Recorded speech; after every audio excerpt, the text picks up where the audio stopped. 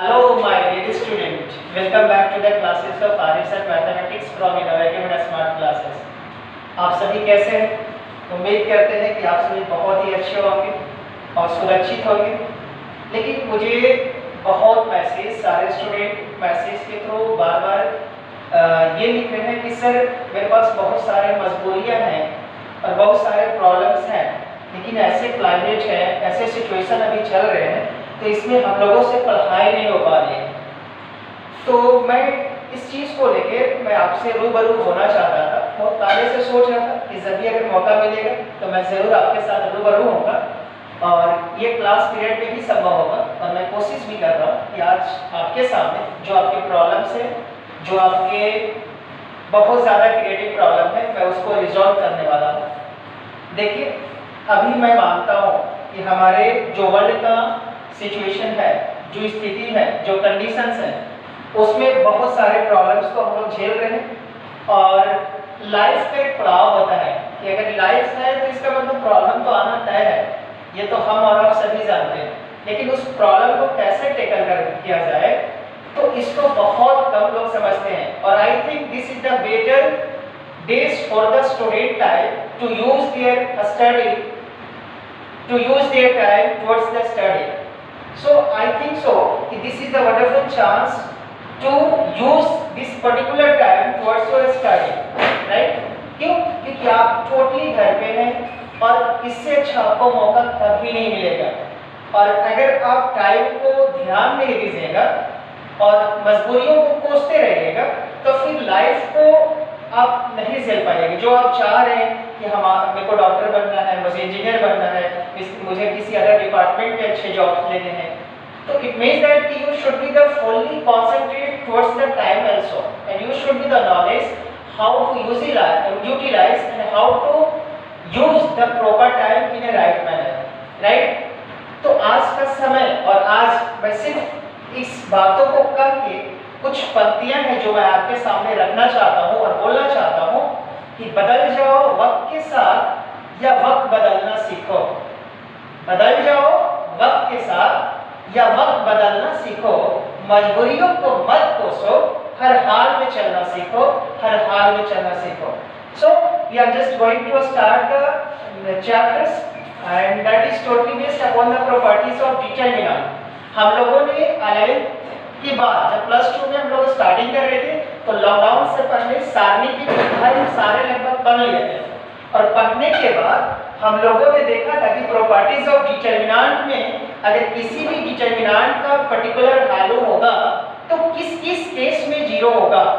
अब इस टॉपिक को अच्छे से समझना है।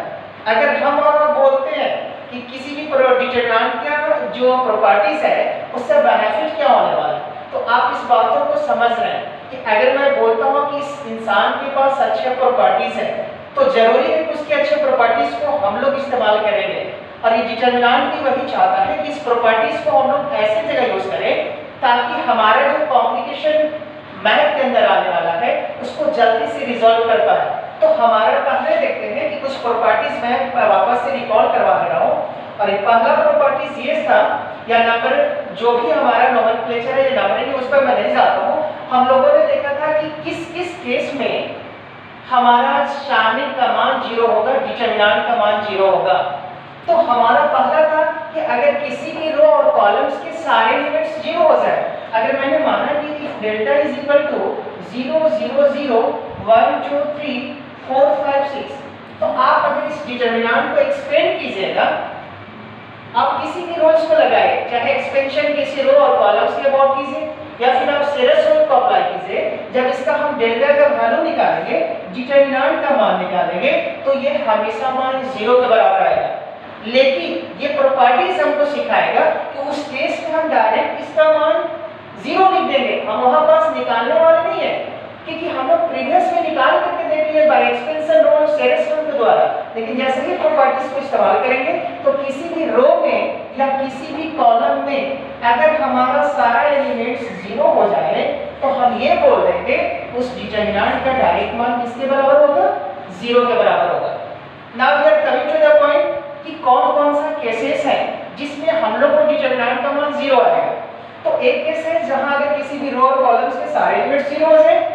दूसरा केस है कि इफ एनी टू रोज और कॉलम्स आर आइडेंटिकल, यानी किसी भी दो रो और कॉलम आपस में आइडेंटिकल हो जाए। लेट्स सी द एग्जांपल कि सपोज हमने डेल्टा बराबर 1 2 3 लिया, 4 5 6 लिया, 1 2 3 लिया, दिस इज डेल्टा 1 डेल्टा 2 बराबर लिया 1 2 3 -1 2 4 1 2 3।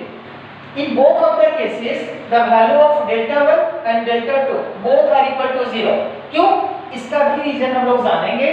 आप जब सेरस रूल्स को लगाइएगा, एक्सपेंडिंग वाला रूल लगाइएगा किसी भी रो और कॉलम्स के बाद, तो आप निकाल के देखिएगा कि इसका मान 0 के बराबर आएगा।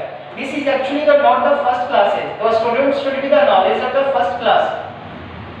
Then how can we evaluate the value of determinant using expansion rule और सेरस रूल? इस चीज को मैं बारे में नहीं बात कर रहा हूँ क्योंकि ये बहुत पुराना हो चुका है।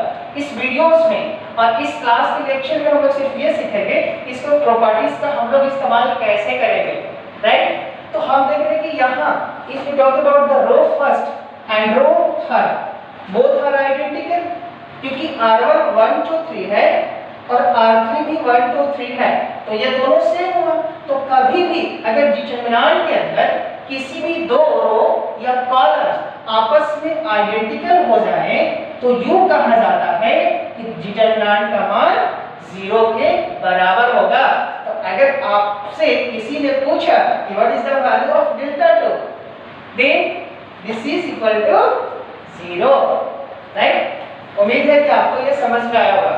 देखो पहला केस बोला कि सारा 0 हो जाए तो 0 होगा, दूसरा केस बोला कि आइडेंटिकल हो जाए तो 0 होगा, तीसरा केस बोलता है कि किसी भी रो और कॉलम से प्रोपोर्शनल हो जाए, समानुपाती हो जाए, तो उस केस में भी हमारा डिटरमिनेंट का मान 0 के बराबर होगा।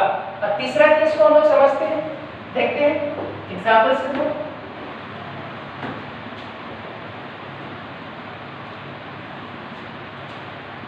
तीसरा केस में सपोज हमने डेल्टा बराबर ऐसा कुछ मान लिया 1 2 3, दिस इज -1 -4 6, दिस इज 3 6 9।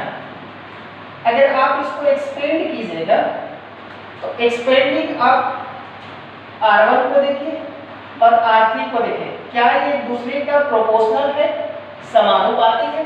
तो आप देखो कि अगर इसमें हम 3 से मल्टीप्लाई करेंगे तो 1 3 3 हो जाएगा, 2 3 6 और 3 3 9। इसका मतलब है कि इस R1 के प्रोपोर्शनल हमारा R3 है, तो कभी भी अगर प्रोपोर्शनल होगा तो उस केस में भी डिटरमिनेंट का मान 0 के बराबर होगा। अगर हम इसको सोचें कि R3 के प्रोपोर्शनल R1 है, अब यहाँ कभी अगर 1 है तो -1, 2 है तो -1, आप इसमें किसी भी नंबर से गुणा करके देखो, कोई भी रियल नंबर हो, चाहे वो पॉजिटिव हो नेगेटिव हो, डजंट मैटर, आप नंबर से गुणा करके देखो। अगर दूसरे को आप गेन कर रहे हो या दूसरा हमारा रो मिल जा रहा है या कॉलम मिल जा रहा है, तो हम बोलेंगे कि both rows are proportional to each other. कोई जरूरी नहीं है कि मल्टीप्लिकेशन के बाद अगर उसमें आप फ्रैक्शन से गुणा करते तो डिवीजन भी आप बोल सकते हो, राइट ना? तो कभी भी अगर हमारा प्रोपोर्शनल नंबर होगा और किसी भी दो या दो रो में या फिर कॉलम्स में अगर प्रोपोर्शनल हो जाए तो उस केस में यूं कहा जाता है कि डिटरमिनेंट का मान 0 के बराबर होगा। This is the logical concept. Now coming to the problem. बहुत बच्चे को प्रॉब्लम ये होता है कि सर आगे कभी भी सॉल्यूशन करने के लिए देगा या कोई भी प्रॉब्लम आएगा तो हम उसको कैसे रिजॉल्व करेंगे? तो देखो हम कभी नहीं कुछ सिखाएंगे, जो भी सिखाता है मैथ सिखाता है और हर क्वेश्चन का जो आंसर देता है वो मैथ देता है। तो हम लोग कोशिश करेंगे कि मैथ हम लोग को बताए कि कैसे कैसे काम करना है ना? तो हम लोग इस बातों को सीखेंगे कि कभी भी डिटरमिनेंट का मान 0 के बराबर होगा तो आपका दिमाग 3 जगह दौड़ना चाहिए कि वो 3 केस कौन सा था जहां से इसका मान 0 के बराबर होगा, और इसके बाद चौथा दिमाग आपके पास लगाना ही नहीं है। यानी कि जब भी अगर डिटरमिनेंट का मान 0 के बराबर होगा तो you have to just think about the 3 parameters where we can do the value of determinant is equal to 0, right? तो आप हमेशा ये 3 बातों को समझना। सारे एलिमेंट्स किसी रो और कॉलम्स में 0 कर दो, किसी दो रो कॉलम्स को आइडेंटिकल बना दो या फिर प्रोपोर्शनल बना दो। आई थिंक आपको ये क्लियर हुआ होगा। आप इसको उतार लीजिए, उसके बाद हम आगे बताते हैं, उसके बाद देखते हैं।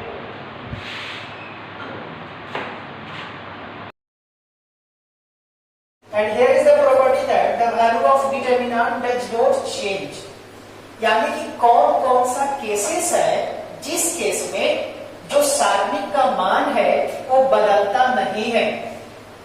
आप एक बातों को हमेशा ध्यान रखना, क्योंकि ये सारा जो मान है ये सिर्फ हम ट्रांसफॉर्मेशन यूज करेंगे। जब आप उसको बदलने के लिए हम लोग जब डिटरमिनेंट का सॉल्यूशन करना होता है तो इसको बदलने के लिए यानी फॉर्म को थोड़ा इजीएस्ट बनाने के लिए हम लोग इसका यूज करने वाले हैं।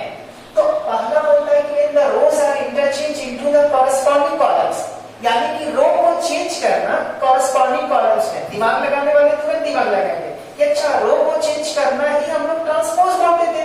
इसका मतलब मैथमेटिकली हम लिखें तो ए के ट्रांसपोज का डिटरमिनेंट और ए का determinant both are same, right. इसका मतलब है कि पहला प्रॉपर्टीज बोला कि अगर रोज को कॉरेस्पॉन्डिंग कॉलम्स में चेंज करते हैं तो ऐसा करने से डिटरमिनेंट का मान में चेंज नहीं होता है। You should be memorize. Second, when any rows column is multiplied by non-zero, यानी कि this is the case of transformation. Elementary operation में भी हम लोगों ने इसको पढ़ा था। केस ऑफ मैट्रिसेस अवयव के जब हम लोग पढ़े थे केस में, तो यहाँ पे मैंने देखा था कि किसी भी नॉन जीरो से अगर किसी भी रो में गुणा कर दे और अदर रो के साथ उसको मल्टीप्लिकेशन अदर रो के साथ या तो एडिशन कर दे या तो सब्ट्रैक्शन कर दे, तो ऐसा भी करने से डिटरमिनेंट का मान में चेंज नहीं होता है। यानी कि जब भी डिटरमिनेंट का मान में चेंज नहीं होना चाहिए तो उस केस में दो प्रॉपर्टी का फॉलो होना चाहिए। फर्स्ट प्रॉपर्टी कि अगर हम रो को कॉरेस्पॉन्डिंग कॉलम में चेंज करें तो ऐसा करने से डिटरमिनेंट में कोई फर्क नहीं पड़ने वाला है, एक यूनिक वैल्यू ही आंसर देगा और सेम वैल्यू देगा। और जब किसी भी रो को हम नॉन जीरो से गुणा करते हैं और अदर रो के साथ उसको जोड़ते या घटाते हैं तो ऐसा करने से भी डिटरमिनेंट का मान में चेंज नहीं होगा। Now see the examples like this, delta 1 1 2 3 2 3 4 1 1 2 है। अब मैंने क्या किया, इस डिटरमिनेंट का मान निकाला by Sarrus rule. Sarrus rule के अकॉर्डिंग मैंने इसको प्रोडक्ट किया, यानी कि प्राइमरी डायगोनल्स को देन सेकेंडरी डायगोनल्स को सब्ट्रैक्ट किया तो दिस इज इक्वल टू -1। अब मैंने क्या किया कि 1 2 3 है, यानी जो रो है R1 है उसको कॉरेस्पॉन्डिंग कॉलम्स बनाया। तो कॉरेस्पॉन्डिंग कॉलम्स यानी ट्रांसपोज निकाला।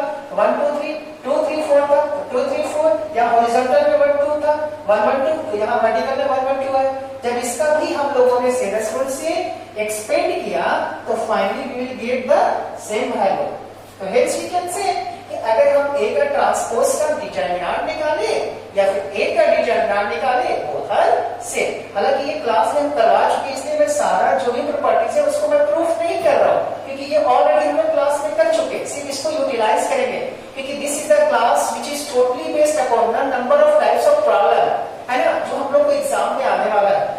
और आप इस चीज को आश्वस्त रहिए, पहले से आश्वस्त रहिए कि 100% श्योर है कि अगर आपको सारे गुणधर्म आते हैं, सारे प्रॉपर्टीज आते होंगे तो कंफर्म है कि ऐसा तरीका डेवलप होगा, एक ऐसा तरीका लेने वाले हैं जिससे ऑलमोस्ट सारे प्रॉब्लम्स को सॉल्यूशन एक चुटकी का सेकंड में कर सकते हैं।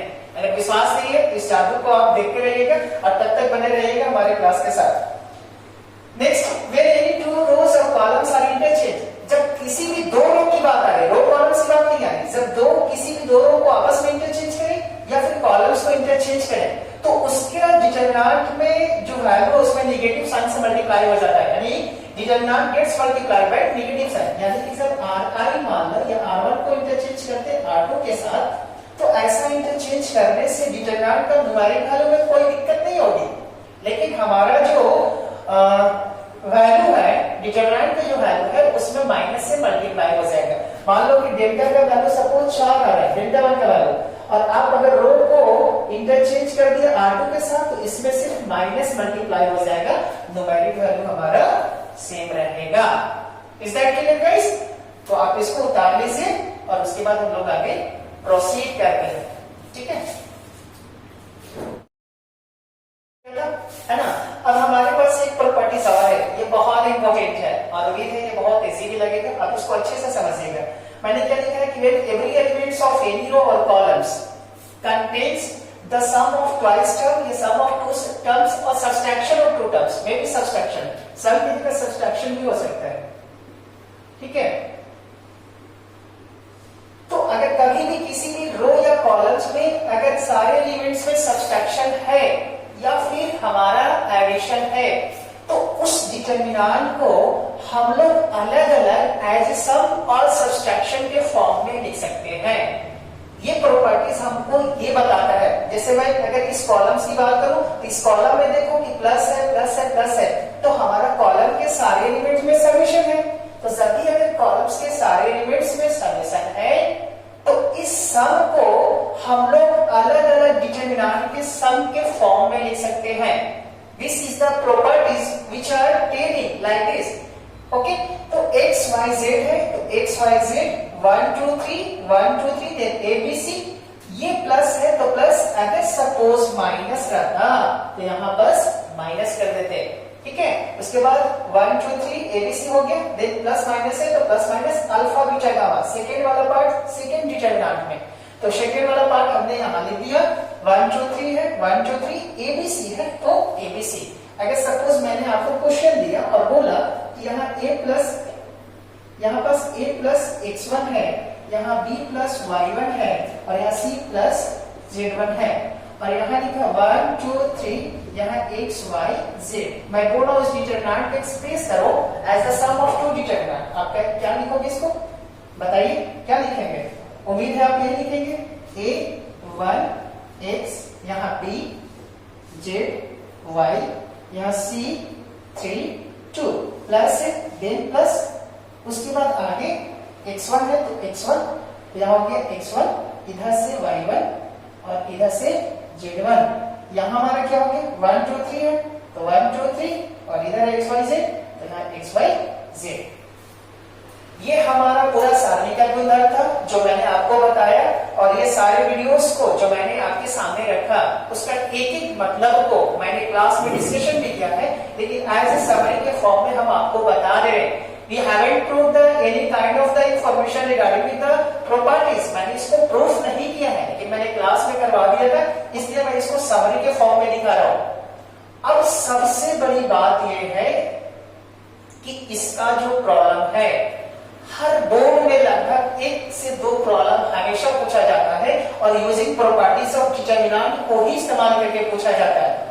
If you talk about the CBSE board, ICSE board, JAG board, Bihar board, सारे बोर्ड में क्वेश्चन से कंफर्म है कि आपको 4 से 5 मार्क्स का मिलने वाला है, लेकिन फिर भी बच्चों से नहीं बनता है। लेकिन मैंने सारे अटैचमेंट को बता दिया है कि वैल्यू ऑफ द डिटरमिनेंट 0 कब होगा, डिटरमिनेंट का मान चेंज कब नहीं होगा, जब दो रो को आपस में इंटरचेंज करेंगे तो हमारे डिटरमिनेंट में नेगेटिव साइन से मल्टीप्लाई होगा, और किसी भी अगर हम रो में अगर पर्टिकुलर थिंग से गुना करेंगे तो 8 टाइम्स बढ़ जाएगा, और 8 टाइम्स नहीं बढ़े इसके लिए हम लोग उसी से डिवीजन कर देते हैं, है ना। और जितने भी प्रॉपर्टी समेशन वाला बताया उसको भी ध्यान में रखना है। Coming to the main important things जो बच्चों को समझना है, ये सारे लोग समझ जाते हैं, लेकिन फिर भी क्वेश्चन में डाउट होता है, लेकिन आपको थोड़ा सा भी डाउट नहीं होगा। आपको पूरा एनालिसिस करने के बाद मात्र ये 4 जो स्टेप्स हैं उसको आपको हटाना है, और उम्मीद है कि अगर तुम डालोगे माइंड के अंदर तो 100% आई एम 100% श्योर कि आप हर प्रॉब्लम को रिजॉल्व कर पाओगे, अदरवाइज रिजॉल्व नहीं हो सकता। तो आपको कौन कौन से 4 पॉइंट्स हैं जिस पे आपको कोशिश करना है। देखो, mathematics is the name of just practices. If you are doing the more and more practices then you will get all the information and will also get the some speed. अगर आप स्पीड को maintain कर पा रहे हो तो ठीक है, और सोचने का कैपेसिटी आपको बढ़ेगा, लेकिन पूरा एनालिसिस करने के बाद आप कभी भी अगर प्रॉपर्टीज का सॉल्यूशन कर रहे हैं तो पहला मैंने कॉन्सेप्ट फॉर सॉल्यूशन लिखा है कि पहले हम लोग कोशिश करेंगे कि अगर जो भी डिटरमिनेंट है और वो प्रूफ करने वाला है या फिर इवैल्यूएट करने वाला है तो पहले उसमें हम लोग कॉमन फैक्टर को बाहर निकालेंगे। अब कॉमन फैक्टर को बाहर निकालेंगे तो कॉमन फैक्टर कैसे बाहर निकलेगा, तो होगा तभी निकलेगा। और मैं बोल रहा हूँ कि स्टूडेंट को क्लास से बाहर निकालो तो स्टूडेंट रहेगा तभी ना निकालेंगे, अदरवाइज किसको निकालेंगे। तो पहली बात की कॉमन फैक्टर होगा तभी बाहर निकलेगा, राइट। अब मैंने बोला try to make common factor along any row of column. अब हमने बोला कि यार आदमी को बाहर निकालना है, ये तो कंफर्मेशन मिल गया। अगर नहीं होगा तो हम कोशिश करेंगे कि फैक्टर बन जाए किसी भी रो और कॉलम में, तब उसको निकाल लेंगे। उसके बाद कभी कभी ये दोनों चीज करने के बाद हम लोग RHS में टर्म देते हैं। देखो ये बहुत इंपॉर्टेंट है, ये हम लोग बहुत मैथ में दर्शाता है। हम लोग हमेशा नारा लगाते हैं, आज एक और नारा लगा रहे हैं, ठीक है, कि अगर कोरोना को भगाना है तो लॉकडाउन में घर में रहना है, कोरोना को तो लॉकडाउन को फॉलो करना है, कोरोना को भगाना है, तो लॉकडाउन के हर प्रोसीजर्स को फॉलो करना है, लेकिन पढ़ाई में कोई कंप्रोमाइज नहीं। ठीक है, अब हम लोग यहाँ देखते हैं try to do the maximum zero along any row column. अब हम लोग कोशिश करेंगे, तो उसके बाद एक्सपेंशन के लिए कि अगर हमने मैक्सिमम नंबर ऑफ जीरोस को कर दिया तो उसके बाद एक्सपेंड करेंगे, तो एक्सपेंड जैसे ही करेंगे तो डिटरमिनेंट को इसलिए हम लोग रिजॉल्व कर पाएंगे। तो ये पूरा एनालिसिस करने के बाद आप ये निकालते हैं और देखना हर स्टेप से हर प्रॉब्लम को सॉल्व करेंगे चुटकियों में, और उम्मीद है कि आप सारे प्रॉब्लम को मेरे से जल्दी बनाने की कोशिश करोगे और बनेगा भी। तब तक आप इसको राइट कीजिए और आगे मैं प्रॉब्लम्स को लेता हूँ एक एक करके और उसका डिस्कशन करेंगे। ठीक है,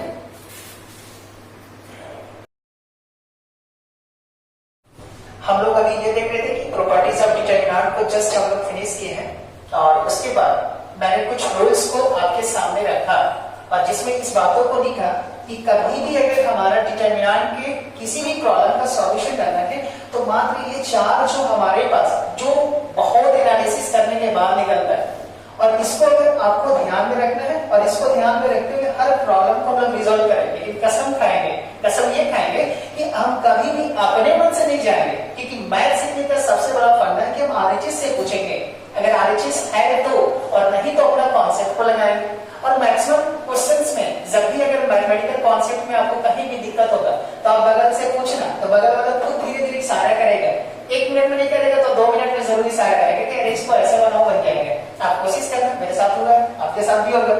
अब देखो, जैसे हमारे पास प्रॉब्लम है कि विदाउट एक्सपेंडिंग, बहुत बार ऐसा होता है कि बच्चे इसको एक्सपेंड करके सेलस रोड या एक्सपेंडिंग करके इसको बना सकते हैं, लेकिन वैसे नहीं, पहले ही आपको प्रिवेंटेशन दिया है कि आपको विदाउट एक्सपेंडिंग, तो इससे आपको बचना है। इवैल्यूएट इतना, इसका मतलब है कि एक्सपेंशन नहीं करना है और इसको इवैल्यूएट करना है, तो कहीं ना कहीं हम लोग प्रॉपर्टीज ऑफ डिटरमिनेंट को यूज करेंगे। अब प्रॉपर्टीज ऑफ डिटरमिनेंट को अगर यूज करेंगे तो आप एक चीज समझ रहे हैं, क्या समझ रहे हैं कि थोड़ा सा इसको समझने से पहले माइंड को फ्री करते हैं, है ना। माइंड को फ्री कैसे करूं? तो माइंड के फ्री करने के लिए हमारे पास क्या रूल्स होने चाहिए, आई थिंक आपको पता होगा। एक बार नारा लगाते हैं, याद है आपको? मॉडुलस को हटाना है, हाँ, प्लस माइनस साइन को लाना है। चलिए उसके बाद देखते हैं। अब ये इस तरह के प्रॉब्लम को सॉल्यूशन करना है। इस प्रॉब्लम का सॉल्यूशन को कैसे कर पाएंगे? तो आप देखो कि कभी भी अगर हमारा न्यूमेरिक प्रॉब्लम है और सारे में नंबर्स वगैरह हैं, तो यहाँ अगर 41 है, यहाँ 79 है, यहाँ हमारा 29 है। अब यहाँ से अगर आरएचएस में सपोज ये नहीं भी दिया रहता तो उसको हम रिजॉल्व करते हैं, और विदाउट एक्सपेंडिंग किया तो कहीं ना कहीं तो हम उसको सॉल्व करने की कोशिश करते हैं। और सॉल्व में हम लोग ये कोशिश करते हैं कि हमारा कम से कम ये वाला चीज जरूर कुछ कॉमन फैक्टर के फॉर्म में बन जाए, या फिर उस फॉर्म में आ जाए जैसे हम लोग को चाहिए, है ना। तो हम लोग एक काम करते हैं कि सबसे छोटा वाला रूप में इसको हम कन्वर्ट करने की कोशिश करते हैं, और ये इज इक्वल टू 0 है, तो बराबर वाला क्या इशारा कर रहा है कि आपको 0 लाना है। अब 0 कहां केस से आता है? या तो किसी भी रोज कॉलम्स के सारे एलिमेंट 0 कर दो, या फिर किसी 2 रो और कॉलम्स को आइडेंटिकल कर दो, और नहीं तो फिर प्रोपोर्शनल बना दो। तो ये 3 केसेस से जहां हमको जाना है, लेकिन वहां जाने के लिए हमारे पास एक और प्रॉपर्टीज दिया था कि अगर हम किसी भी ट्रांसफॉर्मेशन करते हैं, ये वाला ट्रांसफॉर्मेशन कि किसी भी अगर रो में या कॉलम में अगर हम ऐसा कुछ करते हैं तो ऐसा करने से डिटरमिनेंट का वैल्यू चेंज नहीं होता है। जैसा रो वैसा कॉलम के लिए है, मैंने सिर्फ रो पे लिखा है तो ऐसा मत समझना कि सिर्फ रो के लिए है, this is also used for the column, right. अब यहाँ देखो कि अगर हम C1 में एक ऑपरेशन कर दें, C1 माइनस, अगर यहाँ 41 है और मैं सोच रहा हूँ छोटा वाला मिल जाता, तो यहाँ समझो कि मैं किसी से गुना करके घटा सकता हूँ क्या? ऐसा कर सकता हूँ, मैं ऐसा सोच रहा हूँ। पहले एक मैंने तरीका अप्लाई किया कि अगर 8 बजे 40 है और 41 में से 40 को घटा देंगे तो 1 आ जाएगा। अब इसको हमको 0 लाना है तो हमारा दिमाग सोच जाना चाहिए, या तो सारे एलिमेंट्स को 0 कर दो।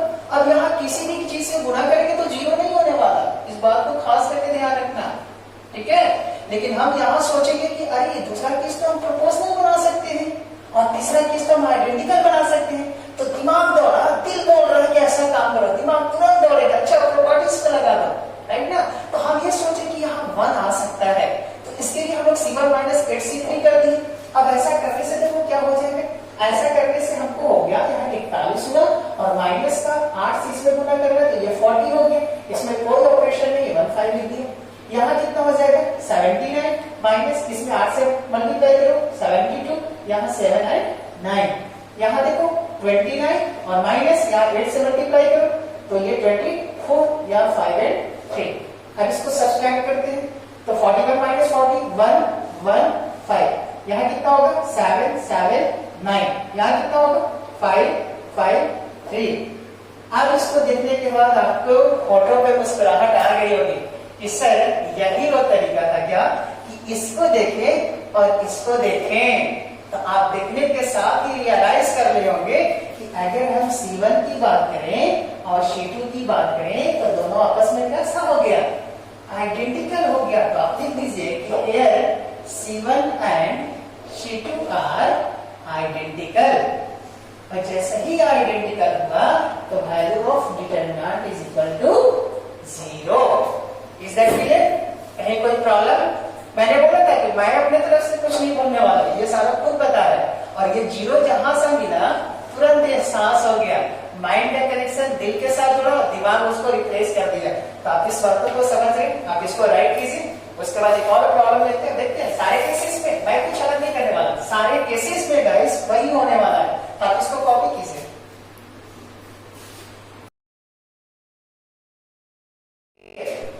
एक और हमारे पास प्रॉब्लम है, बहुत ही प्यारा सा क्वेश्चन है, आप इसको अच्छे से देखिए। cosec square theta cot square theta 1 cot square theta cosec square theta -1 42 41। अब इस चीज को हम लोग देखते हैं इसका वैल्यू किसके बराबर आएगा, है ना। अब इसको कभी भी सॉल्यूशन करना है तो आप क्या सोचे, क्या आप विदाउट एक्सपेंडिंग देके डायरेक्ट प्रोडक्ट करने वाले या एक्सपेंशन करने वाले? कभी जिंदगी में भी नहीं कर सकते इस चीज को, और आगे नहीं कभी अलाउ किया है। अब इस चीज को हम लोग कर क्या सकते हैं, तो एक काम कर सकते हैं कि कभी भी अगर हमारा ट्रिग्नोमेट्रिक फंक्शन होता है, त्रिकोणमितीय फलन होता है, तो हम लोग कोशिश करते हैं उसका फार्मूला लगाने से थोड़ा सा क्या बहुत कुछ हम लोग को मिलने वाला है ना। तो अगर जैसे ही cosec स्क्वायर थीटा गया और cot स्क्वायर थीटा गया, दिमाग बोला कि इसमें जरूर कहीं ना कहीं कनेक्शन होगा, और कनेक्शन देने के लिए हम लोग इस चीज को देखें और ट्रिग्नोमेट्रिक आइडेंटिटीज में जोड़ दौड़ गए कि 1 + cot स्क्वायर थीटा रिलेशन हमारा यही से डेवलप होता है cosec स्क्वायर थीटा। अगर किसी ने बोला कि cosec स्क्वायर थीटा और माइनस में cot स्क्वायर थीटा कितना होगा, तो आप बोलेंगे 1। किसी ने इसको रट दिया कि cot square theta minus cosec square theta कितना होगा, तो आप कितना बोलेंगे -1। तो ये तीन चीज आपको देखते के साथ ही दौड़ना चाहिए माइंड में, है ना। और वही है आपको तुरंत माइंड आया होगा कि अगर cosec स्क्वायर थीटा है और cot स्क्वायर थीटा है तो इसके बीच में रिलेशन संबंध क्या होते हैं, तो हम लोग संबंध को स्थापित कर रहे हैं, है ना। तो संबंध cosec स्क्वायर थीटा और cot स्क्वायर थीटा। अब रही बात इसमें ट्रांसफॉर्मेशन हम लोग करें तो कैसे करें, तो आप देखो कि इसमें से इसको अगर घटा दें, यानी C1 में ऑपरेशन कर दे C1 - C2, तो उम्मीद है कि ये फार्मूला जनरेट हो जाएगा। जो माइंड में आ गया उसको बिंदास होकर आप कीजिए। यहाँ हमने लिख दिया cosec स्क्वायर थीटा माइनस का cot square theta. Now this is cot square theta और this is 1। Here cot square theta minus में cosec स्क्वायर थीटा, यहाँ पास क्या हो जाएगा cosec स्क्वायर थीटा, और यहाँ पास -1। यहाँ 42 माइनस 40, यहाँ 40 और यहाँ 1। ठीक है, कोई दिक्कत? Then apply the formula. तो फार्मूला को यूज कीजिए। cosec square theta minus cot square theta, what is the value of it? This is equal to 1। So in place of this we can write 1. Here cot square theta minus cosec square theta, this is equal to -1। यहाँ 42 में से 40 गया, कितना हो जाएगा 2। ठीक है, यहाँ cot स्क्वायर थीटा और यहाँ cosec स्क्वायर थीटा, है ना। और यहाँ हमारा हो जाएगा 40 और देन 1 -1 and 2। यहाँ क्वेश्चन में 2 है, आप इसको 2 कर लीजिएगा। यहाँ भी 2 है और यहाँ भी 2 है। ठीक है, अब इसको देखने के साथ अब आपको क्या लगेगा, अब यहाँ तो बोल दिया ना, ये क्वेश्चन में थोड़ा सा मिस्टेक हो गया था, यहाँ 1 नहीं 2 है, इन प्लेस ऑफ 1 आप यहाँ 2 कीजिएगा। तो क्वेश्चन में आपको था, मैंने यहाँ 2 किया। और यहाँ देखो कि अगर C1 और C3 को रियलाइज करो, देखो इसको देखने के साथ ही हंसी आ रही होगी, है ना। इसे लिखना लीजिए क्या, तो ये C1 हो गया और ये हमारा C3 है। अब देखो कि C1 और C3 क्या आया, आइडेंटिकल आया, और जहां आइडेंटिकल आया डिटरमिनेंट का मान कितना होगा 0। लिख दो इसको, here C1 and C3 are identical. ठीक है, इसलिए the value of determinant is equal to 0। किसी को कोई दिक्कत? हाँ, अगर क्वेश्चन एक चीज क्वेश्चन यहाँ पे स्टूडेंट राइज कर सकता है कि सर अगर ये चीज नहीं बोलता तो क्या हम इसको एक्सपेंशन से बना सकते हैं? Of course. अगर हम बोल रहे हैं कि यहाँ से आप बंबई जाओ और आप टिकट लिए ही नहीं किसी चीज का, तो आपको समझ में आता है कि आप किससे जाएंगे। बहुत लोग सोचेंगे कि सर हम ट्रेन से भाग जाएंगे, बहुत लोग बोलेंगे कि सर हम तो हवाई जहाज से भाग जाएंगे, बहुत लोग बोलेंगे कि नहीं सर हम तो बस से भाग जाएंगे, और बहुत लोग ये भी बोलेंगे कि सर हम तो बैलगाड़ी से चले जाएंगे, और आज के सिचुएशन के हिसाब से बोलेंगे कि सर हम तो पैदल भी जा सकते हैं, है ना। तो हाँ, यहाँ अगर कोई रिस्ट्रिक्शन था तब हम ऐसा काम किए हैं, अदरवाइज अगर रिस्ट्रिक्शन नहीं होता तो डायरेक्ट इसको हम लोग अगर रिस्ट्रिक्शन नहीं होता तो डायरेक्ट हम किसी भी तरीके से बना सकते थे। लेकिन यहाँ पर हमारा लिखा हुआ था कि विदाउट एक्सपेंडिंग, तो एक्सपेंशन हम लोग को डायरेक्ट ये करना है, यूजिंग प्रॉपर्टी ऑफ डिटरमिनेंट, सारणी के गुणधर्म का इस्तेमाल करते हुए बनाना था, तो उसके हिसाब से बना। अब इसको कॉपी कीजिए, तब तक नेक्स्ट क्वेश्चन हम देखते हैं। नेक्स्ट क्वेश्चन क्या बोल रहे हैं, है ना। चलिए आप इसको कॉपी कीजिए।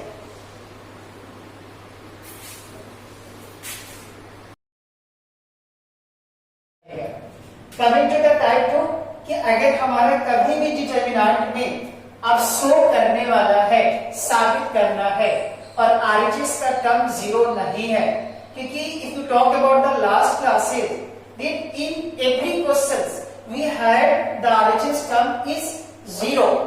जब भी क्वेश्चंस को था तो RHS 0 था, तो मैंने बोला था कि RHS हमको इंडिकेट कर रहा है कि हमको पहुंचना कहां है, लेकिन you have to select the propagation, है ना। अब आप इस चीज को हमेशा से बातों को समझते हैं कि दुनिया का हर शौक पाला नहीं जाता और कांच के खिलौनों को हवा में उछाला नहीं जाता।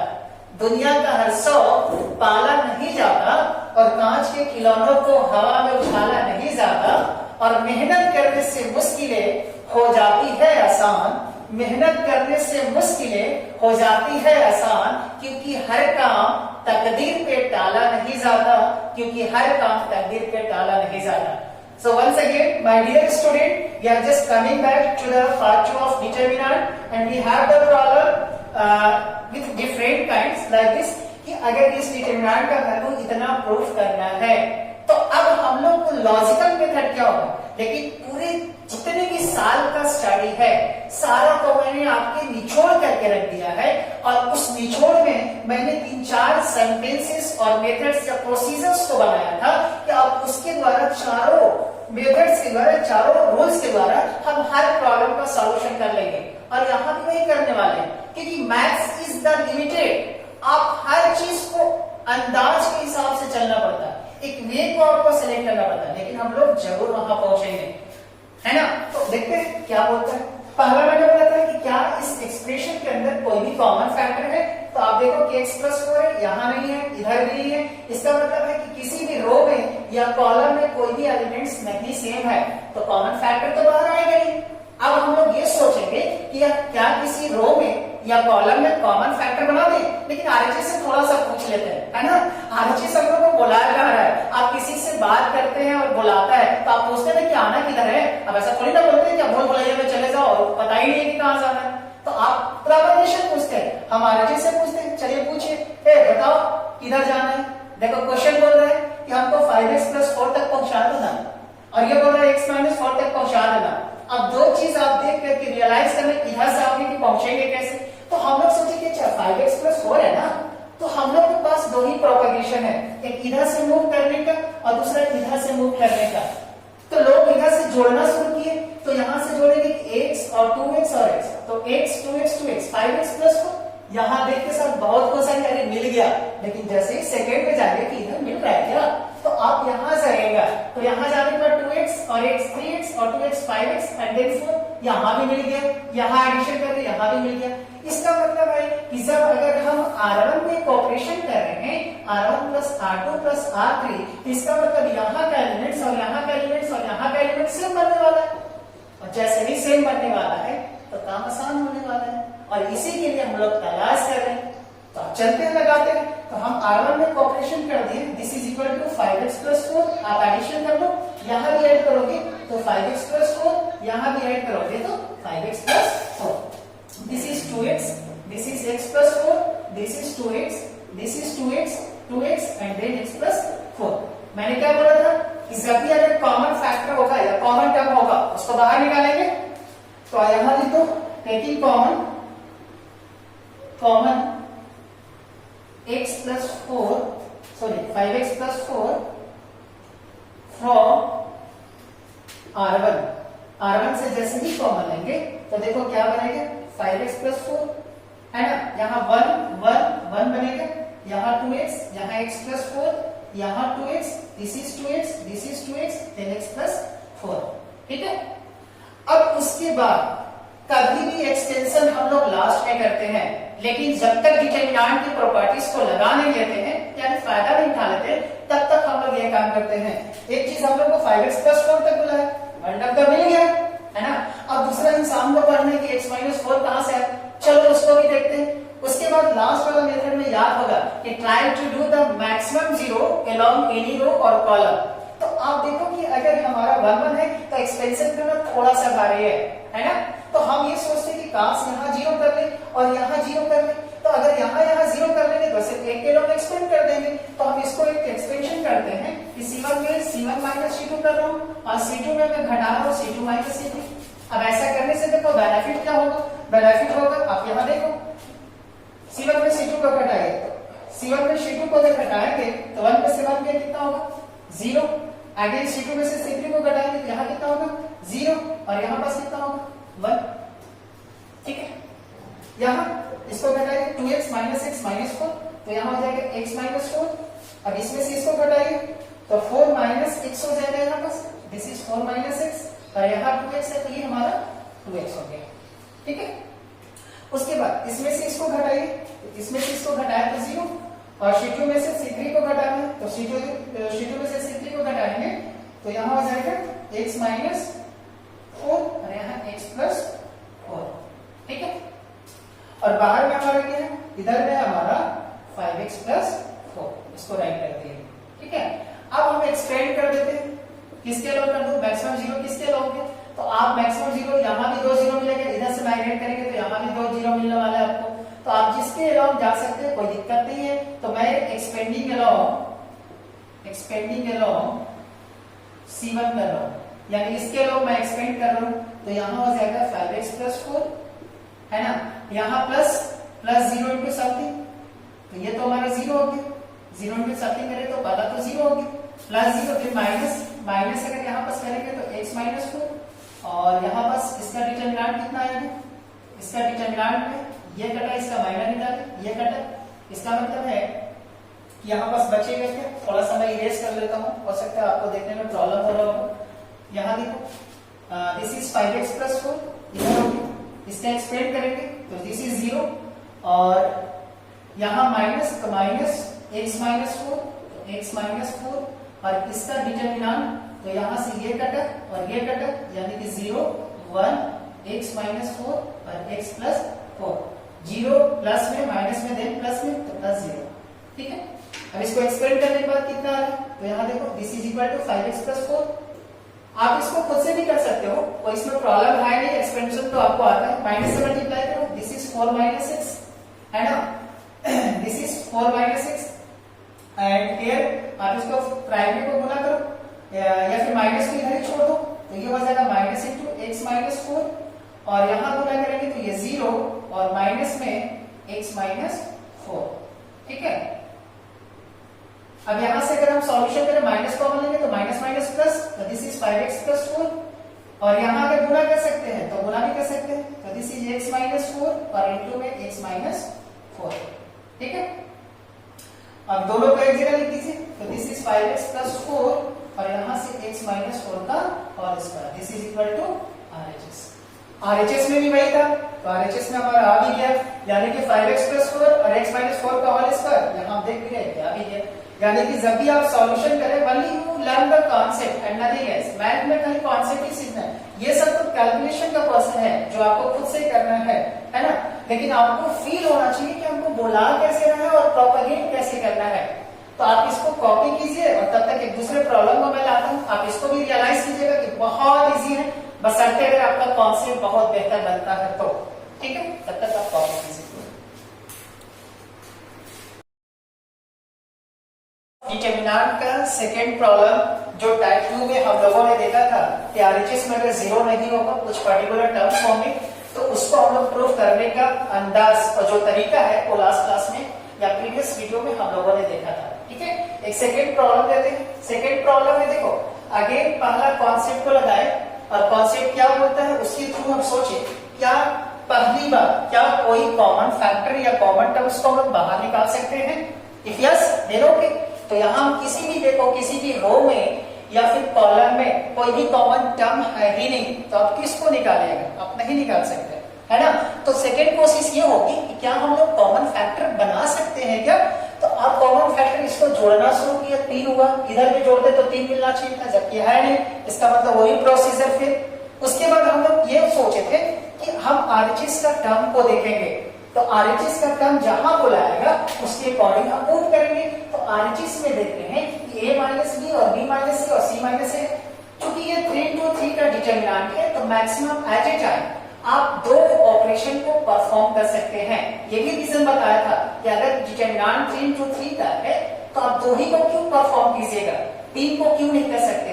तो इसका रीजन भी आपको पता होना चाहिए, जो मैंने क्लास पीरियड में बताया था और लेक्चर में भी बताया था। तो आप a माइनस बी को देखो या b माइनस है, अब सोचो a माइनस बी कहां से आएगा।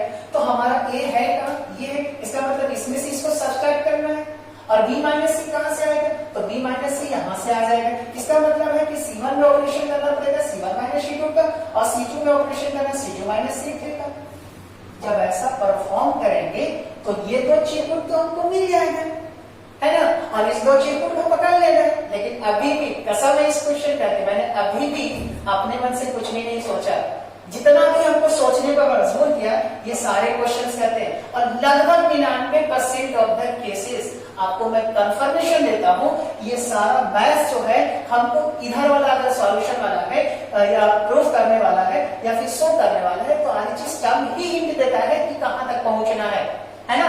यहां भी चलते हैं, अब ऑपरेशन करते हैं, तो देखो क्या होगा, c1 माइनस c2, इसमें से इसको घटाओ 0, this is a minus b, इसमें से इसको घटाओ तो यहां हो जाएगा bc माइनस ca, इसमें से इसको घटाओगे this is 0, again b minus c, this is ca minus ab, here 1c ab, right.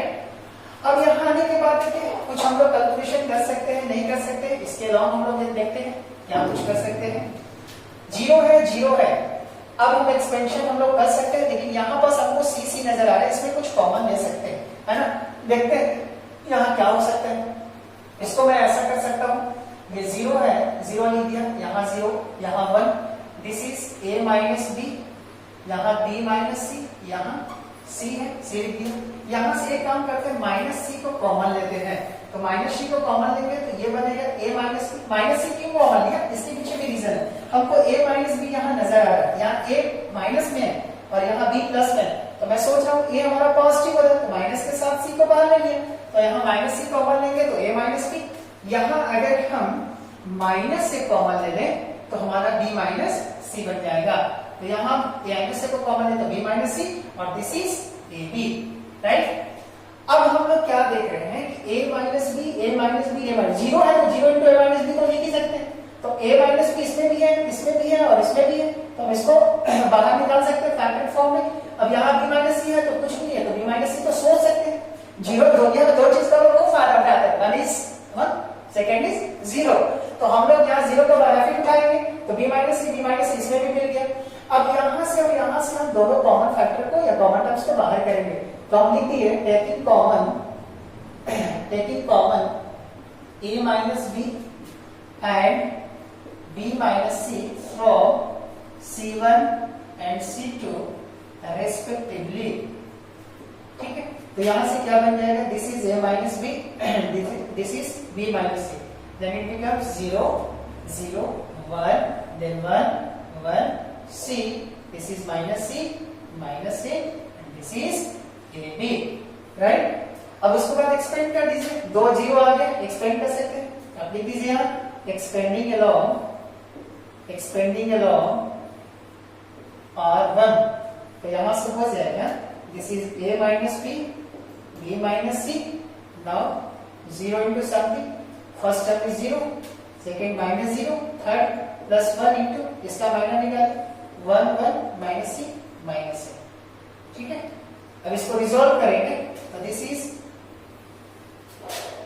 A minus B, this is B minus C, और यहां पास हो जाएगा, इसको गुणा कीजिए तो माइनस A इधर हो गया और माइनस माइनस प्लस C, यानी कि इसको हम लिख सकते हैं C minus A. This is equal to RHS truth. So here is the solution of this particular question. I think you will get the concept like this. आपको समझ में आया होगा कि एक्सप्रेशन में हो क्या रहेगा. You should only command on the funda as well as the procedure. Whatever I have just discussed inside the classroom, right? Just copy it.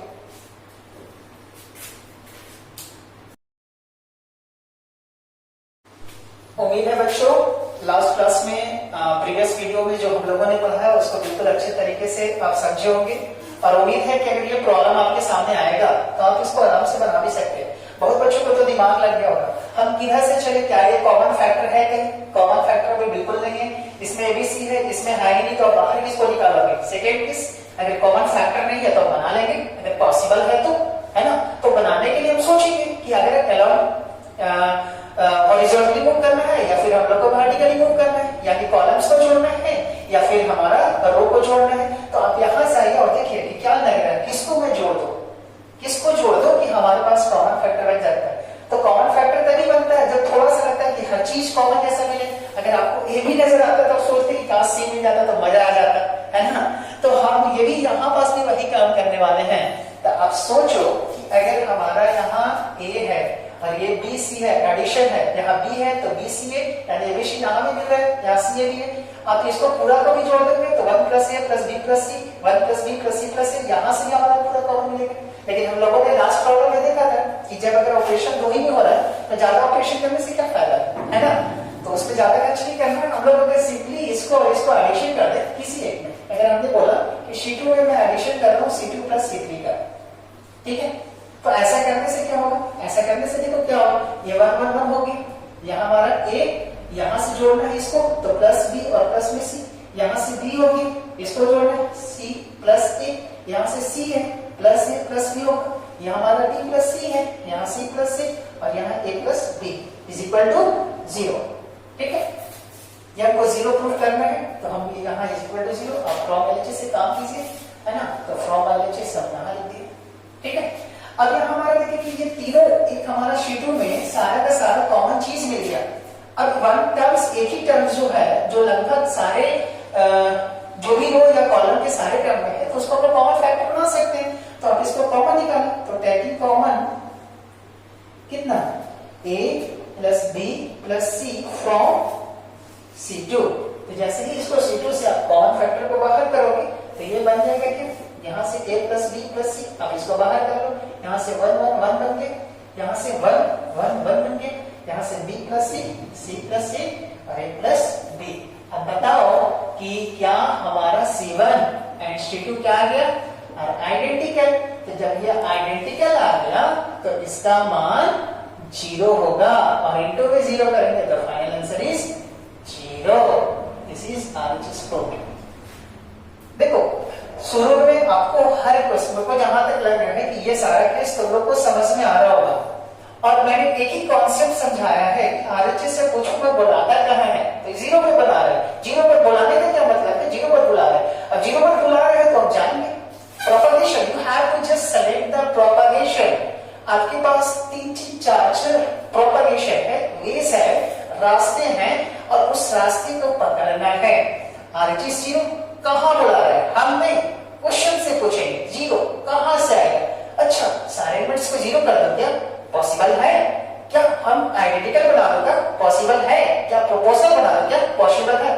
तीनों में एक नहीं पॉसिबल है, उसके थ्रू हम लोग फाइनल आंसर तक पहुंच जाएंगे.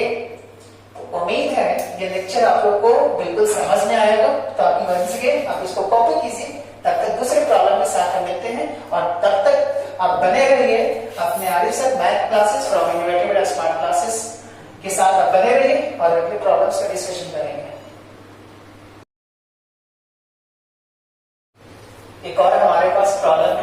प्रॉब्लम को अगेन ध्यान से देखिए। Problem is x plus Y, ये हमको शो करना है कि इतना डिटरमिनेंट का जो मान होगा 0 के बराबर होगा। देखो वंस अगेन हमारा RHS कहाँ बुला रहा है? 0 पे। ये बुला रहा है आओ आओ, लेकिन किधर से आओ? तो आपके पास 0 जाने के लिए कितने रास्ते हैं? तो 0 जाने के लिए हमारे पास मात्र 3 रास्ते हैं, और 3 रास्ते अलाउ तभी होगा जब हम लोग कुछ मैथमेटिकल कॉन्सेप्ट को एडॉप्ट कर रहे हैं। कि पहला काम ये काम करेंगे कि प्रूफ या शो दैट वाला भी हम पहले कॉमन फैक्टर अगर होगा, पॉसिबल होगा, तो हम उसको बाहर की ओर निकालेंगे। ठीक है, अगर कॉमन फैक्टर नहीं होगा या कॉमन टर्म नहीं होंगे तो हम कोशिश करेंगे कि कॉमन बन जाए। जैसे ही कॉमन बनेगा तुरंत उसको बाहर से निकाल देंगे, और उसके बाद जैसे ही आएगा कॉमन फैक्टर या कॉमन बन जाएगा तो हम RHS में देखेंगे कि आखिर कॉमन बनाना है तो कैसे बनेगा। तो RHS के टर्म्स को देखने के बाद ही हमको समझ में आएगा कि कॉमन कैसे बनेगा। लेकिन RHS में तो 0 बुला रहा है, एक बोल रहा है जिमी जिमी जिमी आजा आजा आजा, कितना आजा? 0 आ जाए। तो 0 लाने के लिए हमको 3 जगह जाना पड़ेगा, है ना? तो 3 जगह हम लोग क्या करेंगे कि जैसे ही इसको सोचेंगे तो हम पहला जो चीज लिखे हैं उसको अप्लाई करने जा रहे हैं। क्या कोई कॉमन फैक्टर है जो किसी भी रो या कॉलम में सेम है? नहीं, आप बिल्कुल नहीं है, तो आप इसको निकाल भी नहीं सकते। तो पहला केस क्या था? हमने सेकेंड लिखा है try to make the common factor of any row और कॉलम। अब देखो कि किसी भी रो और कॉलम में सेम टर्म बना सकते हैं क्या? तो सेम टर्म बना तभी सकते हैं जब कोई ऑपरेशन को लगाएंगे, है ना? अब किसी चीज को बनाना है तो हाथ तो लगाना पड़ेगा ना, और हम लोग को यहाँ दिमाग लगाना है, और दिमाग वहीं से लगाना है, बस ऑपरेशंस को याद रखना है। और मैथमेटिकल ऑपरेशन ऐसा नहीं कि चीड़ फाड़ करना है, ऑपरेशन का मतलब है कि जोड़ घटाव काम करना है ना? तो हम ये काम करते हैं कि अगर x प्लस वाई है तो हम सोच रहे हैं कि एक चैन बना दो। चैन कौन सा बना दो कि एक सीरीज के जैसा जा रहा है कि x y t और z, अगर तीनों होता तो समीशन मिल जाता।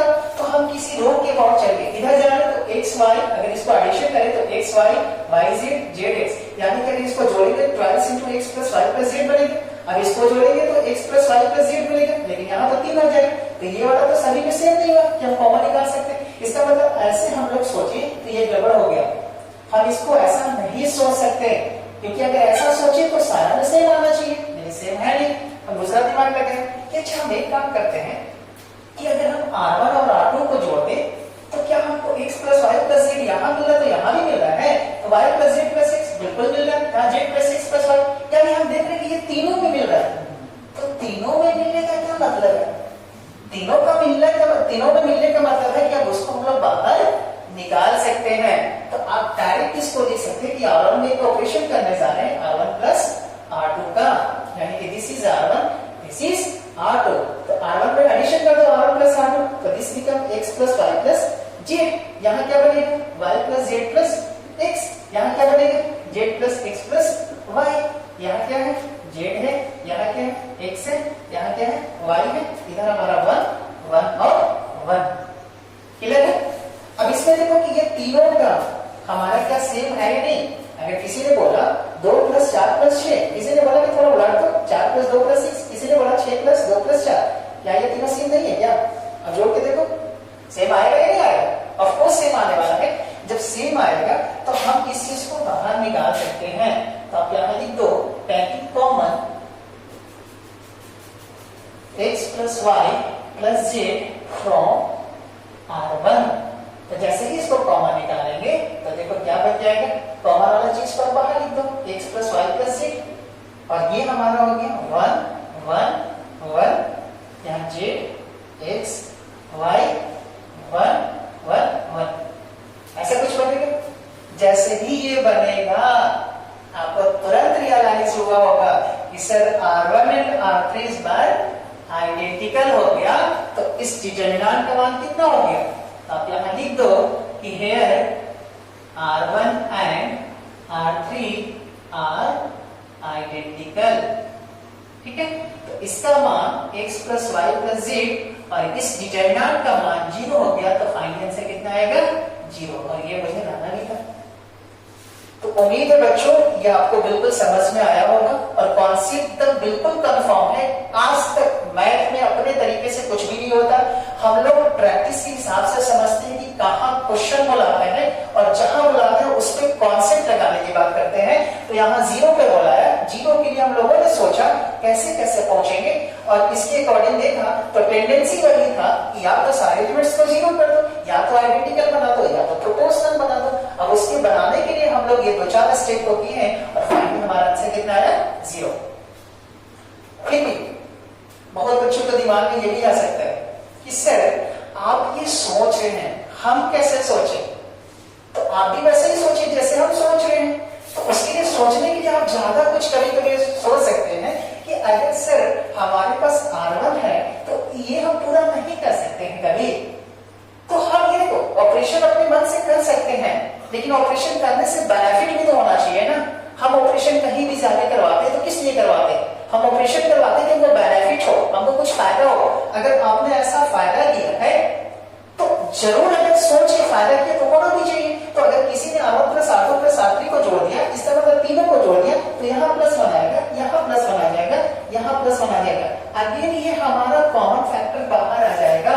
तो जब कॉमन फैक्टर बाहर निकालोगे तो यहाँ हमारा 1 1 1 बनेगा, तो ये दोनों आइडेंटिकल हो जाएंगे। तो आइडेंटिकल का मान ये वाला तो 0 0 इंटू समथिंग करेंगे तो अभी 0 हो जाएगा। तो उस केस में भी कोई फर्क नहीं पड़ने वाला है।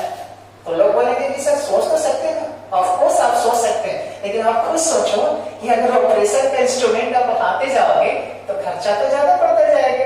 तो यहाँ भी अगर 2 में काम हो रहा है तो 3 क्यों सोचेंगे, है ना। बाय द वे आपको कॉन्सेप्ट बिल्कुल क्लियर होगा। अगर कहीं भी थोड़ा सा डाउट रहा होगा तो आप बिल्कुल कमेंट बॉक्स में से आएगा, आप लिखिएगा कि आप बिल्कुल समझ पा रहे हैं या फिर नहीं समझ पा रहे हैं। और अगर कहीं भी दिक्कत होगी तो हम कोशिश करेंगे कि और भी कुछ अच्छे रूल्स के साथ आपके सामने लाऊं और आपको 100% सिखा करके ही जाऊं और आपको समझ में भी आना चाहिए। तो आप इसको बिल्कुल कॉपी कीजिए और उसके बाद कुछ प्रॉब्लम्स को और देखते हैं।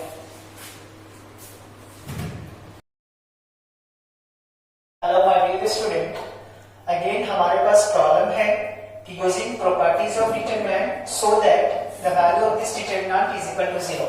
अगेन सेम कॉन्सेप्ट को हम लोग लगाएंगे और देखेंगे कि कैसे काम होगा। अब यहाँ पर हम लोग के पास 2 प्रोपगेशन होता है।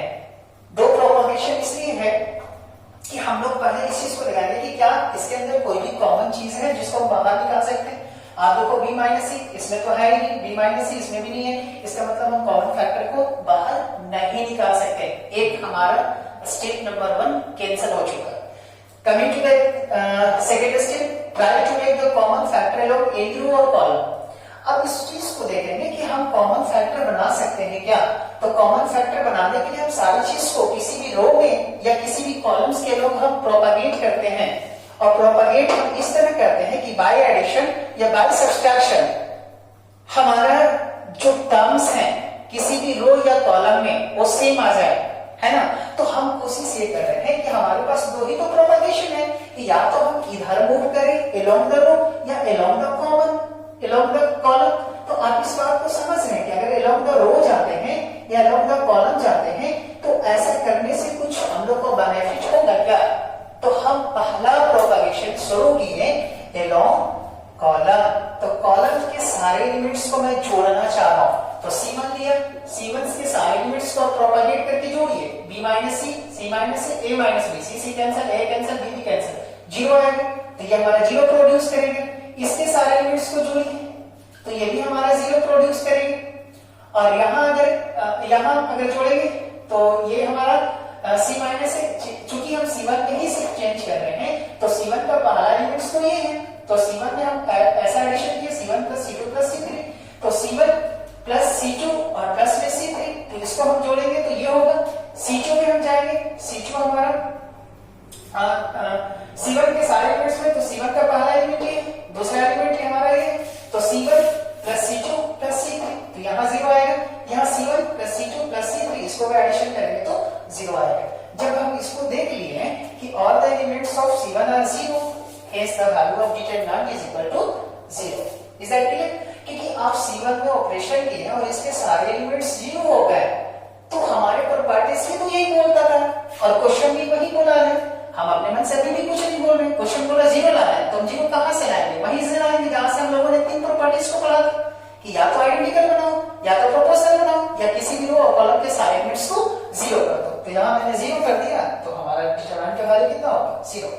अब सेकेंड मेथड में देखते हैं। कि लोग बोलेंगे कि सर प्रोपागेट आपने इधर किया है तो क्या हम लोग इधर नहीं कर सकते? हम बोले कि जहां अगर फायदा है, अगर रास्ता हमारा दो है और दोनों रास्ता में जाने से हमको बेनिफिट होने वाला है, तो वाई नॉट हम लोग क्यों नहीं मूव करेंगे?